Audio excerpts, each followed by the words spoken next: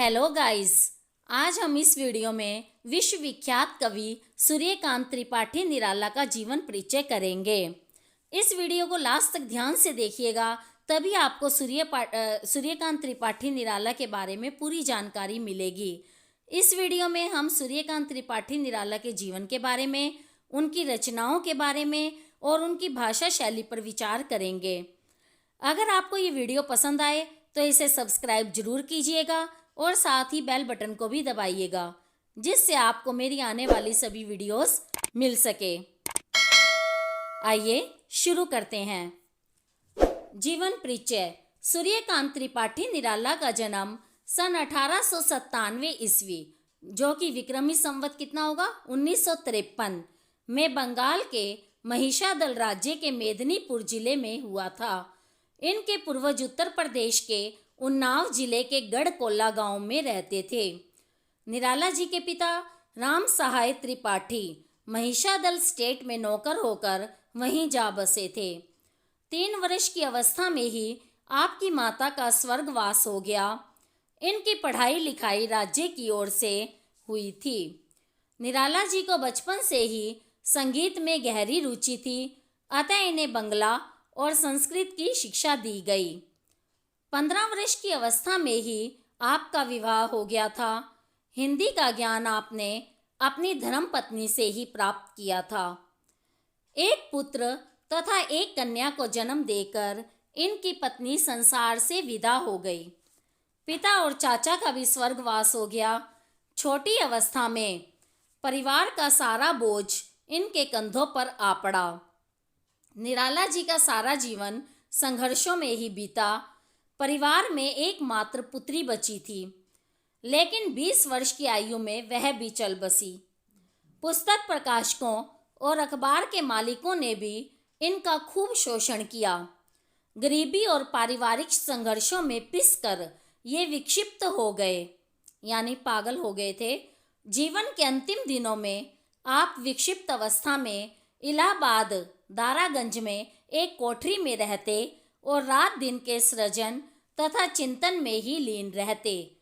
यहीं पर 2018 विक्रमी संवत यानी कि 1961 में आपका स्वर्गवास हो गया। कार्य क्षेत्र। सूर्यकांत त्रिपाठी निराला ने पहली नौकरी 1918 में महिषादल राज्य में की थी। यहाँ उन्होंने 1922 तक कार्य किया। 1922 से उन्होंने संपादन का कार्य किया। सर्वप्रथम उन्होंने कोलकाता से प्रकाशित समन्वय का संपादन किया। इसके बाद में 1923 से मतवाला के संपादक मंडल में कार्य किया। इसके पश्चात उनकी नियुक्ति लखनऊ में गंगा पुस्तक माला कार्यालय में हुई, जहां वे 1935 तक संस्था की मासिक पत्रिका सुधा से संबद्ध रहे।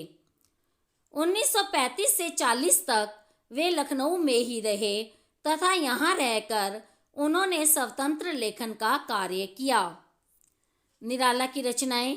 निराला ने अपनी रचनाओं के माध्यम से हिंदी साहित्य जगत को और भी समृद्ध किया है। उन्होंने हिंदी भाषा को एक नई शैली और अभिव्यक्ति प्रदान करते हुए अपना एक अविस्मरणीय स्थान बनाया है। निराला ने उपन्यास, कहानी, संग्रह, निबंध, बाल साहित्य तथा काव्य की रचना के साथ साथ अन्य भाषाओं की रचनाओं का हिंदी में अनुवाद भी किया है। निराला की रचनाओं में विद्रोह के स्वर दिखाई पड़ते, आक्रोश और विद्रोह के स्वर दिखाई पड़ते हैं। समाज की विषमताओं, अन्याय और शोषण के खिलाफ किया गया उनका संघर्ष उनकी रचनाओं में भी दृष्टिगोचर होता है। प्रकाशित कृतियाँ। काव्य संग्रह पहले देखते हैं उनके कौन कौन से हैं। अनामिका 1923, परिमल 1930, गीतिका 1936, अनामिका द्वितीय और तुलसीदास 1939, कुकुरमुता 1942, अणिमा 1943, बेला 1946, नए पत्ते 1946, अर्चना 1950, आराधना 1953, गीतकुंज 1954, सांध्य काकली अपरा संचयन।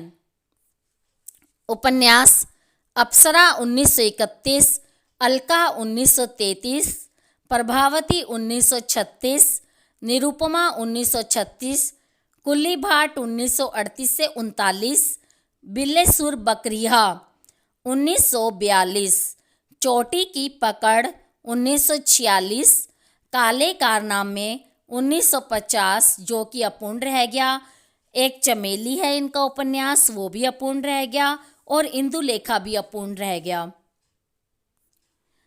नेक्स्ट है कहानी संग्रह लिली 1934, सखी 1935, सुकुल की बीवी 1941, चतुरी चमार 1945, सखी संग्रह का ही नए नाम से पुनर्प्रकाशन देवी 1948, पूर्व प्रकाशित संग्रहों से संचयन एकमात्र नई कहानी जानकी। पुराण कथा महाभारत 1939, रामायण की अंतकथाएं 1956। बाल उपयोगी साहित्य कौन कौन सा है? भक्त ध्रुव 1926, भक्त प्रहलाद 1926, भीष्म 1926, महाराणा प्रताप 1927 और सीख भरी कहानियां लिखी इन्होंने। आगे है अनुवाद। अब इन्होंने अनुवाद कौन कौन से किए? रामचरितमानस विनय भाग 1948, खड़ी बोली हिंदी में पद्यानुवाद आनंद मठ, बांग्ला से गद्यानुवाद विषवृक्ष कृष्णकांत का वसीयतनामा, कपाल कुंडला दुर्गेश नंदिनी, राज सिंह, राजरानी, देवी चौधरानी, युग लांगुलिये, चंद्रशेखर, रजनी, श्री रामकृष्ण वचनामृत 3 खंडों में और परिव्राजक, भारत में विवेकानंद, राजयोग, अंशानुवाद मीन्स इनका कुछ ही अंशों का अनुवाद इन्होंने किया है। नेक्स्ट है रचनावली। निराला रचनावली नाम से 8 खंडों में पूर्व प्रकाशित एवं अप्रकाशित संपूर्ण रचनाओं का सुनियोजित प्रकाशन, प्रथम संस्करण हुआ था 1983। काव्यगत विशेषताएं इनकी, सबसे पहले भाव पक्ष। इसमें नंबर 1, हिंदी साहित्य में निराला मुक्त वृत्त परंपरा के प्रवर्तक माने जाते हैं। अगली क्या विशेषता है? इनके काव्य में भाषा, भाव और छंद तीनों समन्वित हैं।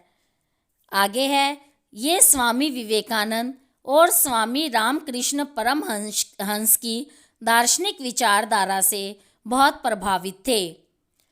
नेक्स्ट है, निराला के काव्य में बुद्धिवाद और हृदय का सुंदर समन्वय है। नेक्स्ट है, छायावाद, रहस्यवाद और प्रगतिवाद तीनों क्षेत्रों में निराला का अपना विशिष्ट महत्वपूर्ण स्थान है। इनकी रचनाओं में राष्ट्रीय प्रेरणा का स्वर भी मुखरित हुआ है। छायावादी कवि होने के कारण निराला का प्रकृति से अटूट प्रेम है।